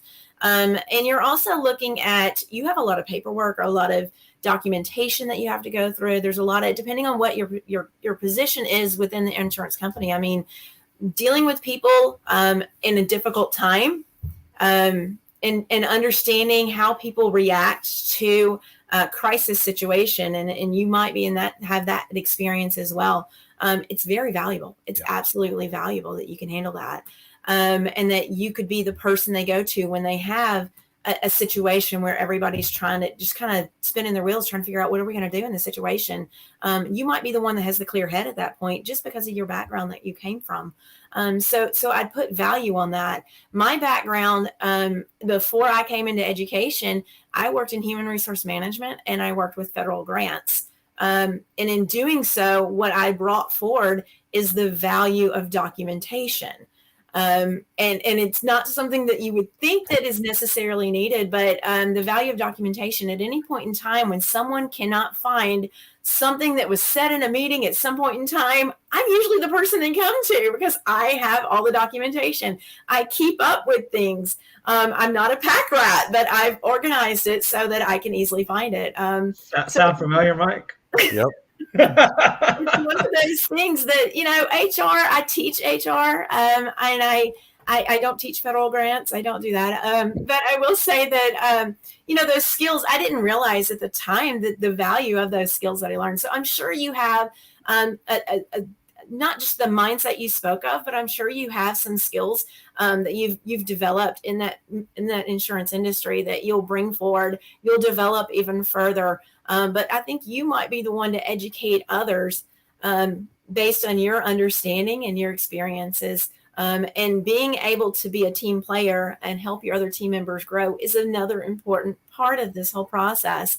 And that you might be the person that they end up going to whenever they have questions, not related to insurance, but related to crisis management or something of that nature. And then you just might have those extra special skills and everybody's just kind of amazed at your abilities, and ultimately it came from this previous life you lived, and ultimately you're going to have value in whatever you choose to do next. If you want to do the cloud engineer, if you want to be the cloud architect, if you want to do that, you'll find more and more as you move forward that you're going to carry with you some skills, and you'll build on those, and you might tweak them a little bit and find out that, they really do help you. Yeah, they will. Yeah, and if you follow us long enough, you know that that's one of our mantras. Basically, is figuring out what skills and what assets from your previous professional experience you can apply to your new desired roles. So there's always going to be something that you can bring forward. It's just making sure you find it.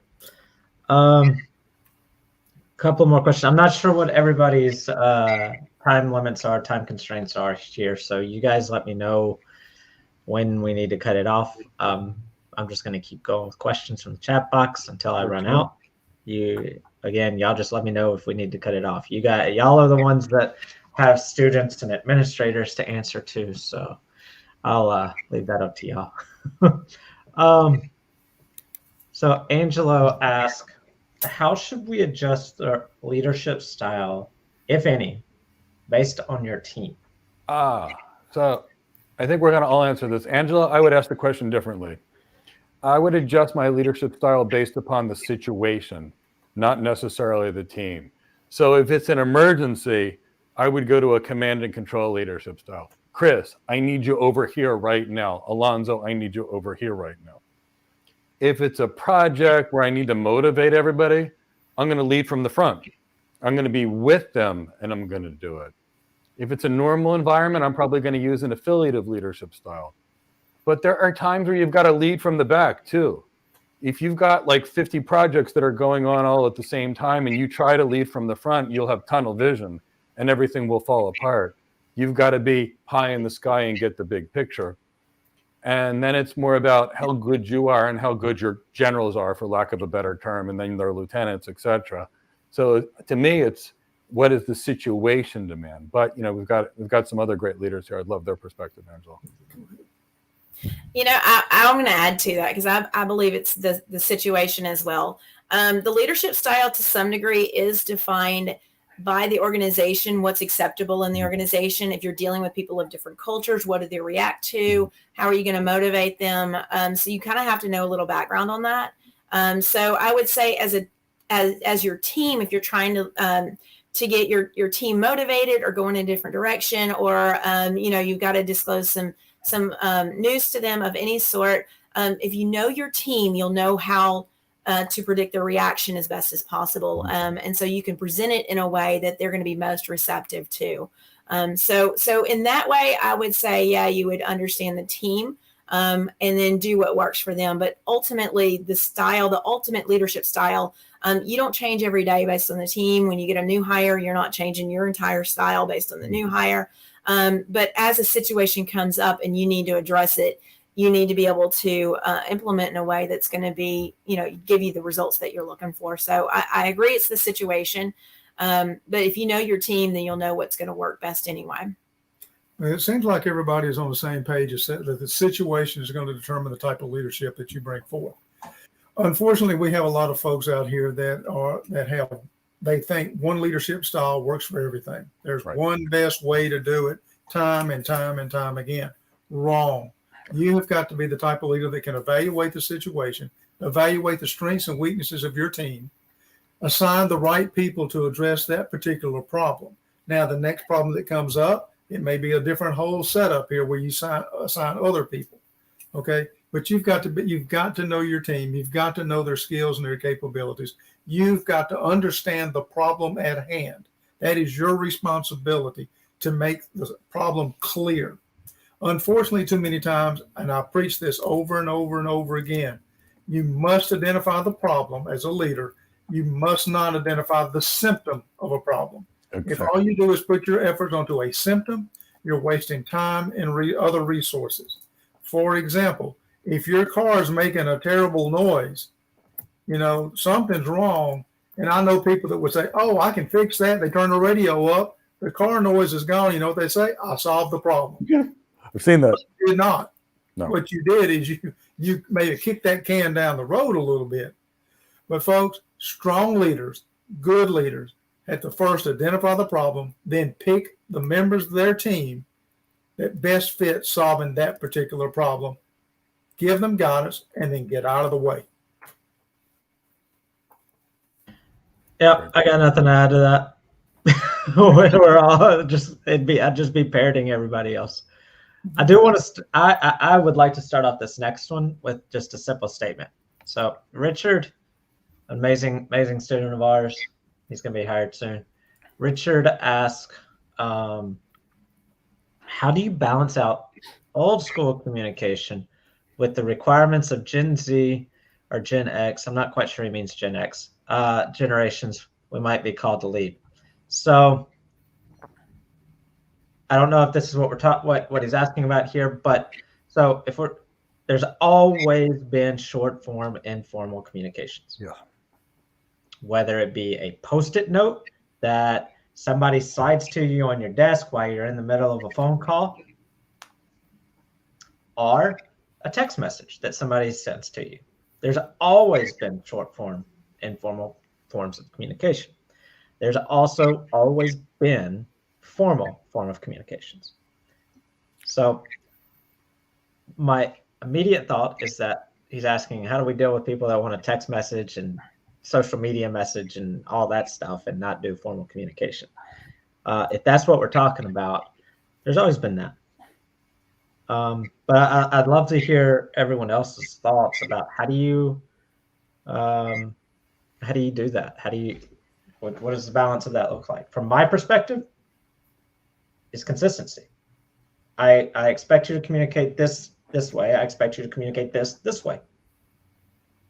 Period. Yeah, this is actually a big topic of conversation in classes, at conferences, in the educational world. I'm sure in the business environment, it's huge that we want to be able to communicate and relate to our younger generations, but at the same time, we want to still have open communication in a way that is accessible for everybody. What we find is that there's certain types of communication that you will never send over text message if you are a good leader. For example, if you are changing up somebody's job to the point where they're going to have a lot of questions, you're adding a lot of new responsibilities to them, then you need to have a face-to-face conversation. Let's give them an opportunity to ask their questions, things like that.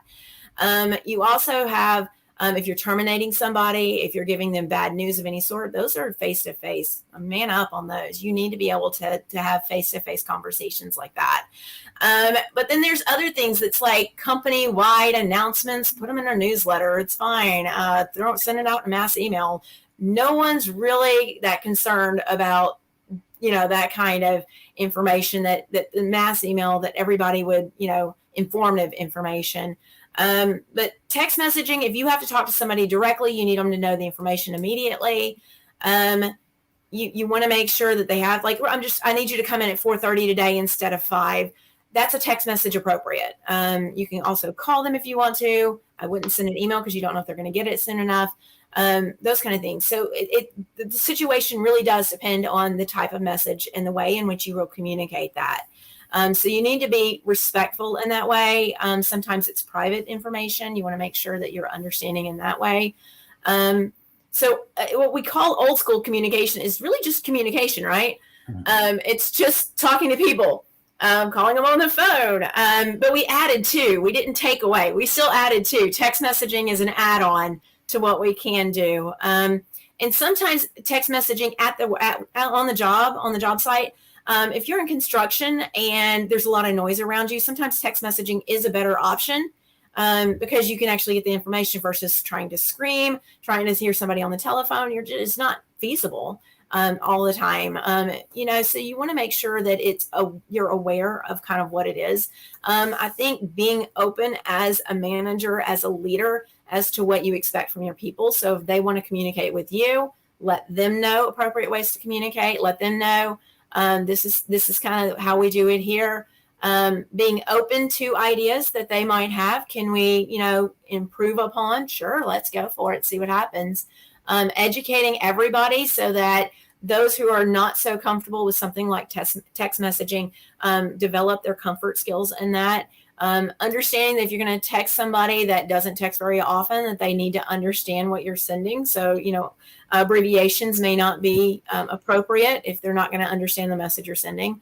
All of that kind of comes down to it is just making sure that you communicate what communication you want, how you want it, but also being mindful of the situation and the message that you're sending and how it would be appropriate, how it's going to be received. If there's a hint of it might be received incorrectly than the message that you're sending, then change the way that you're sending that message.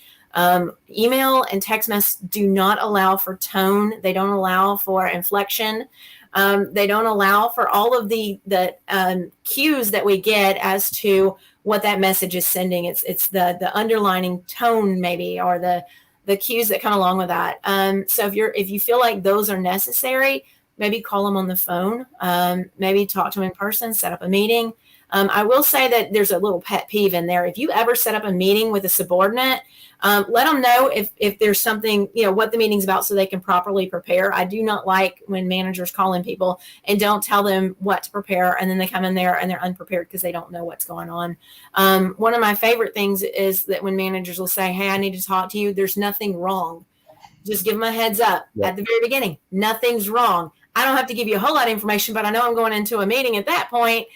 And it's a friendly environment. People are willing to talk. You might just need information. So if you can't disclose the topic of the conversation, maybe you can just give them some kind of clue as to what they're about to walk into, because there's people that have had other jobs before you. You might be the fantastic manager, but they might have had a terrible manager before. And that leader might have just, wiped the floor with them. And then so every time they walk into a meeting, they're called into a meeting, there's a possibility of hesitancy and anxiety and just unsureness. And so just give them a heads up at the very beginning. That's probably even more than how we communicate, is the message that we're sending and making sure someone's prepared when they do communicate with us. Yeah, and I'd balance this out with getting rid of the Gen Z and Gen X and Gen Y stuff. Yes. So Richard, there's a level of communication that we need. If we can't get that level of communication, the person just can't do the job. Mm-hmm. Now, as employers, we're not stuck with the people that live in our city. There's 7 billion wonderful people in the world. And if you live in Palm Beach, Florida, and you can't find somebody, it doesn't mean that you can in New York. It doesn't mean that you can in Cape Town. It doesn't mean that you can in Lagos. It doesn't mean that you can in Malaysia. And it doesn't mean you can in Australia. So the key is If I've got an architect that needs to sell and communicate, and I can't find anybody locally that can do it, no big deal. I'll just use the international market and I'll find somebody great. But you have to be able to communicate at that level. And otherwise, guess what? They can do another job. There's lots of great jobs people can do with different levels of communication skills, but it won't be the kind of elite jobs that are out there that pay over $200,000 a year if they can't, because 55% of communication is what we look like when we say something, 38% is what we sound like, and only 7% is the context. Now we're going to put that into a text message, break the grammar up even more, and now we've got nothing. So we've got to use the right communication for the right form at the right time, whether that be radio, whether that be phone, whether that be video, whether it be text. They're all useful. It's just a matter of the case when we're using it. Yeah, I agree with what Mike and Jamie have said. I always say it depends, and it depends on the situation. It depends on the message that you need to get across. It depends on who your audience is. I have kids in class that say, "Hey, Dr. Johnson, do you have a Facebook page for this class?" And Chris can probably tell you my response on that is, Facebook. I look at it every once in a while for the jokes and stuff, but no, I don't have that. But some good points have been made here. It depends on the message that is being sent and how you want it to be received. There's just good ways to do it, and there's bad ways to do it. You've got to know your audience. I'm like Mike. I get away from the generation, and y'all can go through A through Z. I can't keep up with all those anyway. My whole point is I want them to get the message that I intend them to get. When I send it, it's the one that needs to be received. Partly my problem and my responsibility to determine the best way to do that. All right, so I want to wrap this up, and I want to thank Dr. Johnson and Dr. Long for joining us today. So if you're on YouTube, you might have noticed that I put a poll over there in the chat box. Let us know if you want to have some more guest appearances from Dr. Johnson and Dr. Long. Vote in that poll, and I'm sure we'll be having them on again in the future. So. So let's wrap it up now. I'll let you guys share any last words, if you will, about the topic. We can start with Dr. Johnson and Dr. Long, and then let Mike close it out for us. The whole point of this was to talk about how to fast track your tech career. Really, it's just how to fast track your career. The higher up you go in an organization, the more people you deal with.